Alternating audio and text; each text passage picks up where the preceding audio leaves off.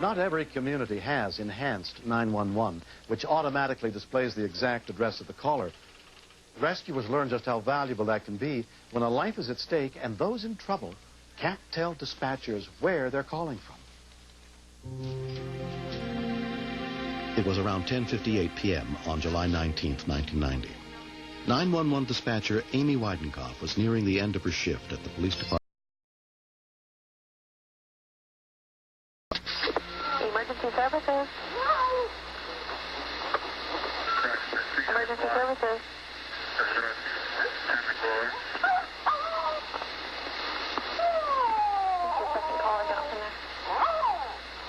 Emergency services.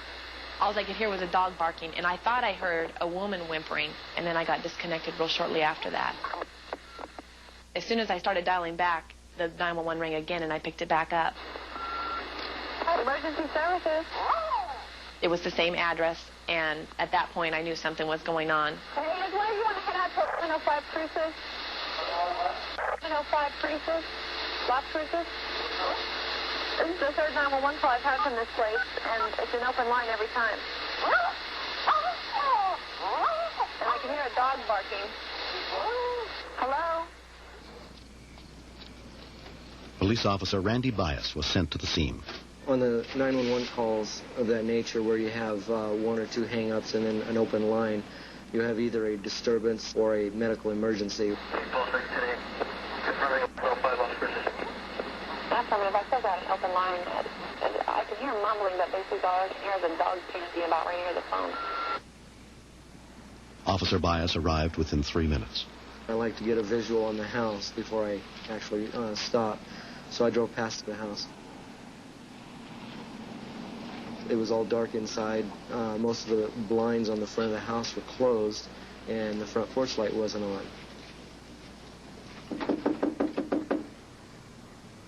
There's always a possibility that there's a disturbance still going on, whether you hear anything inside or not, or if there was a female there by herself and it was possibly a burglar that had gotten into the house. She was able to call 911, and then she hid without talking on the phone.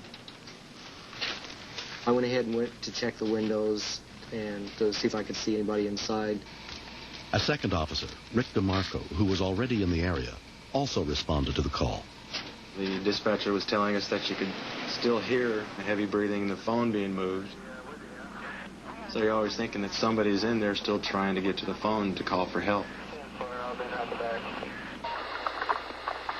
Hello?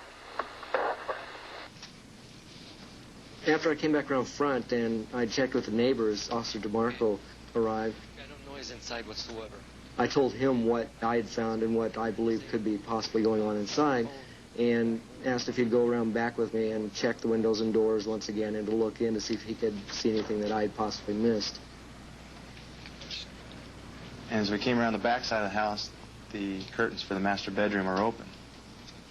And we noticed that the bedding for the master bed was messed up, and also that the master bathroom light was still on. So we figured somebody had been sleeping and they were feeling ill, went to the bathroom, and maybe had a heart attack or something like that.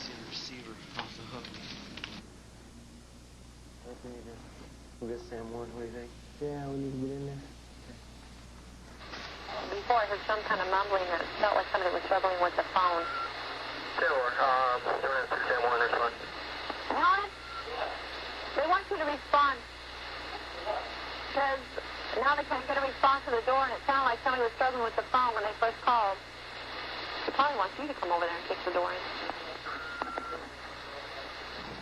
The officers were not allowed to enter the house without approval from their commanding officer, Sergeant Al Mitchell. When you're responding to a call like that, you always want to get there as soon as you can in case there is a medical emergency that requires that you handle it in a timely fashion. It sounds like right now somebody's messing with the phone, but I'm not getting an answer. Hello? What do you guys got? I think it's a medical emergency. The dispatcher was telling us that you could still hear like a breathing, a heavy breathing, and the phone being moved.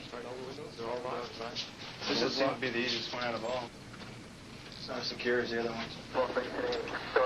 Yeah, let's go through that. Affirmative. I can hear some sort of light movement going around the phone, but the dog is completely quiet. That was really barking a little bit ago. I can hear you ringing the doorbell. with all the racket that was going on, because I could hear them beating on the doors and everything, trying to get somebody's attention.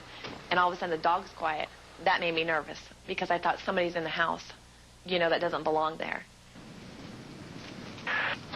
Did you have any voices at all on the call? Affirmative. I heard a female voice the first time it came around because it was an open line, and then it got disconnected. And then it ran back. Yes, what was the time between your calls? Maybe about 30 seconds to a minute. Yeah, let's go through that door.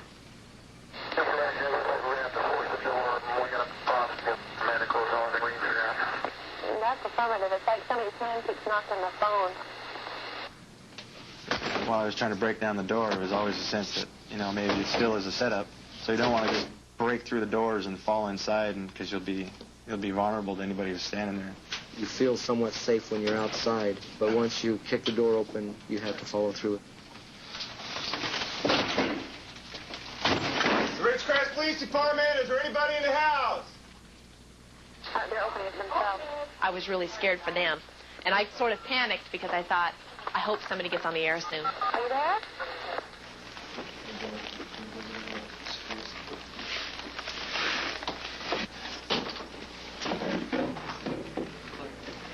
We checked any place that someone could be hiding, bedrooms, bathrooms, closets.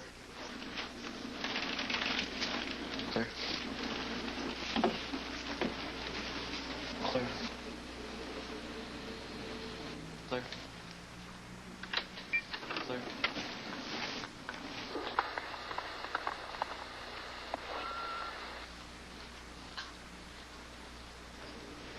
All the cushions were turned up on the couch. I made an assumption at that time, I guess, that the people were probably out of town. I think our house is clear. Okay, great.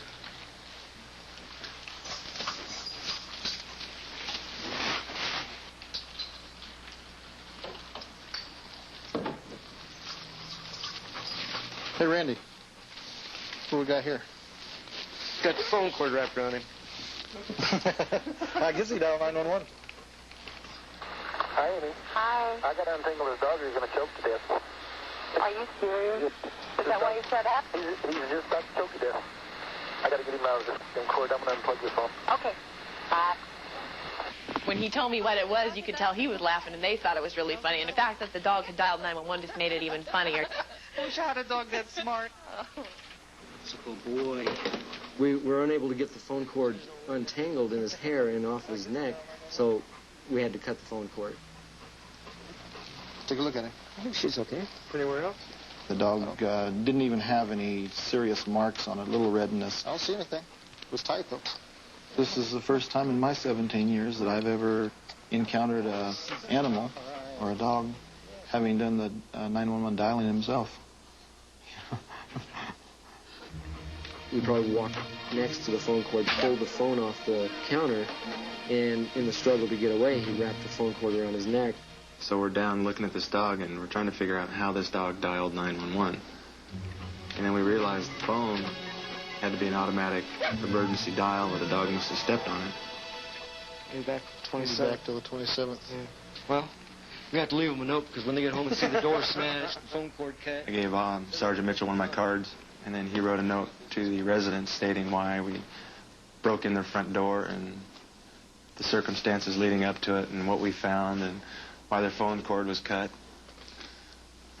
Dear sir, sorry about your doors, but guaranteed your house was secured. We had our sergeants stand in front of your doors. You see, he could actually sign it by printing your name because he's leaving your card, so... Oh, that's right, he's leaving my card. Wait a minute. We made sure the front door was locked so nobody else could get through since we did have to break it in, and then walked out through the garage and made it secure, and that was it. 9 days later, Art Escobar and his family returned from their vacation to find that Buffy, their 15-year-old Lhasa Apso, had suffered no ill effects from her ordeal. This dog is really, really pampered. She's well fed, well taken care of. She is part of the family. She's losing her sight, losing her hearing, and sometimes she tends to run into walls. But we thought we had taken all precautions to take care of her when we had someone coming over and checking the house and checking her and feeding her. Decisions, you can't make a decision, can you? even though they had to repair their front door.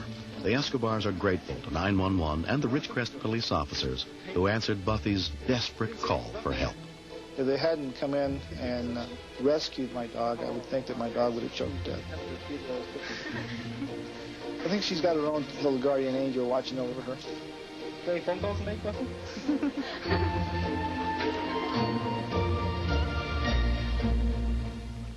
Next.